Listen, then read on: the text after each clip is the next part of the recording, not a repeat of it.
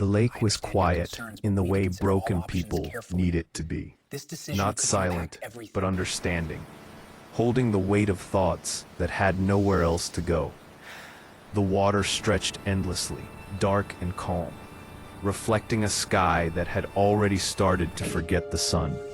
And on the edge of that lake stood a man who had learned how to survive without being seen.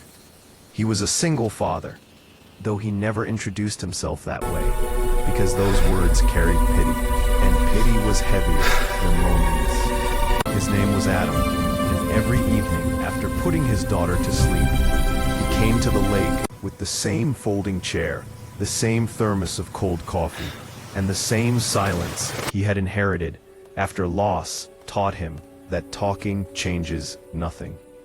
People in the neighborhood knew him only as the quiet man by the lake, the one who waved politely, but never stayed long enough for conversations, the one who carried groceries like memories, carefully and alone.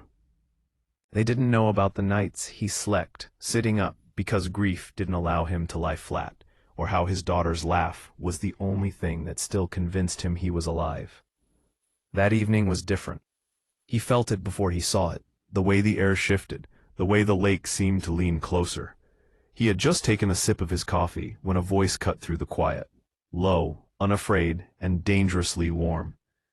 "You always sit like the world owes you an apology." Adam looked up, startled, his hand tightening around the thermos. And that's when he saw her. She lived 3 houses down, though he had never learned her name, only her presence. She was the kind of woman people noticed without trying. Not loud, not flashy, but confident in the way she stood like she belonged anywhere she chose to be. She leaned against the railing, her jacket loose around her shoulders, her hair catching the last light of the evening. "I didn't mean to interrupt," she said, her lips curving slightly, "but you look like a man who could use company."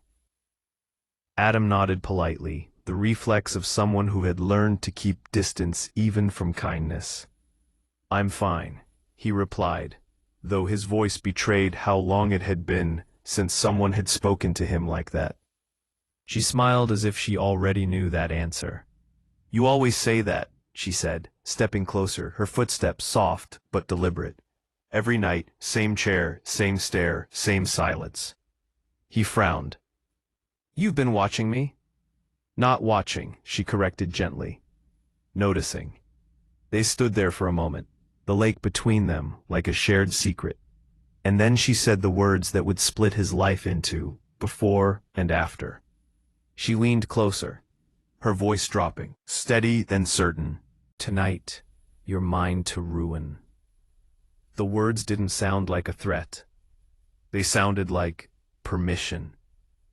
Adam laughed once, short and humorless. "You don't want that," he said. "I'm already ruined." She shook her head slowly. "No," she said, her eyes never leaving his. "You're just untouched." Something in him cracked then, not loudly, not dramatically, but enough to let the cold air in. "You shouldn't play with broken things," he said quietly. "I don't play," she replied. "I restore." She sat beside him without asking, close enough that he could feel her warmth, far enough that she wasn't forcing anything. They didn't talk for a while. The lake spoke for them, the soft lapping of water against the dock filling the spaces where fear lived. "My name is Lena," she said finally. "Adam." "I know." That should have scared him, but it didn't. Instead, it felt like someone had been paying attention when the world had forgotten him.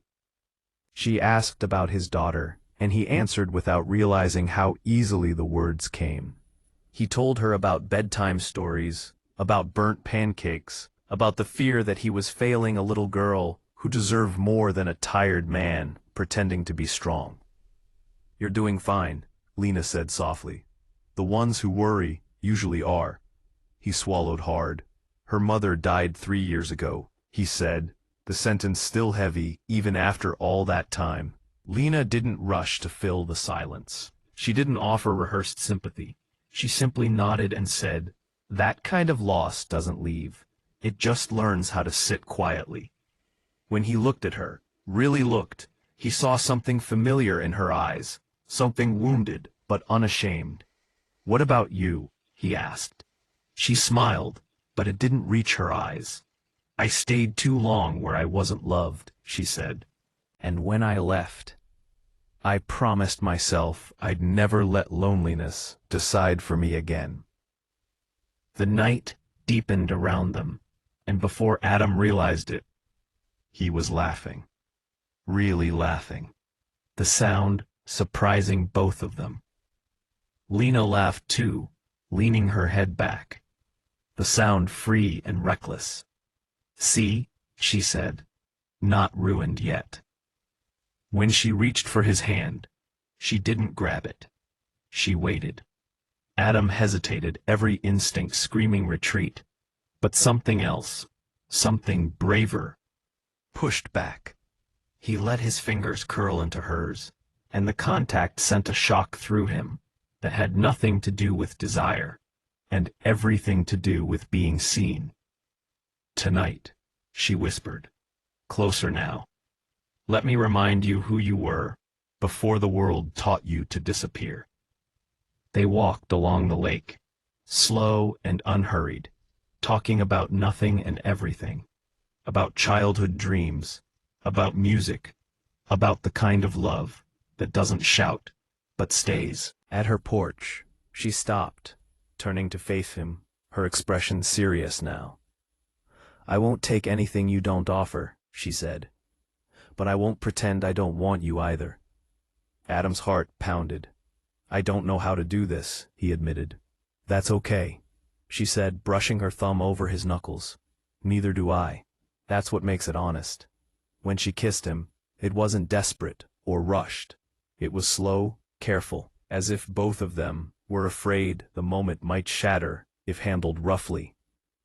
Adam felt something loosen inside his chest, something he had locked away for survival. Later, as he walked home under a sky full of stars, he realized something terrifying and beautiful. He wasn't healed. He wasn't fixed. But he wasn't alone either. From that night on, the lake became something else. Not a place to escape, but a place to return. And Lena never ruined him the way he feared. She ruined his loneliness. She ruined his silence. She ruined the lie that broken people don't deserve new beginnings. And for the first time in years, Adam went to sleep without sitting up, without guarding his heart, because sometimes ruin isn't destruction. Sometimes it's rescue disguised as courage.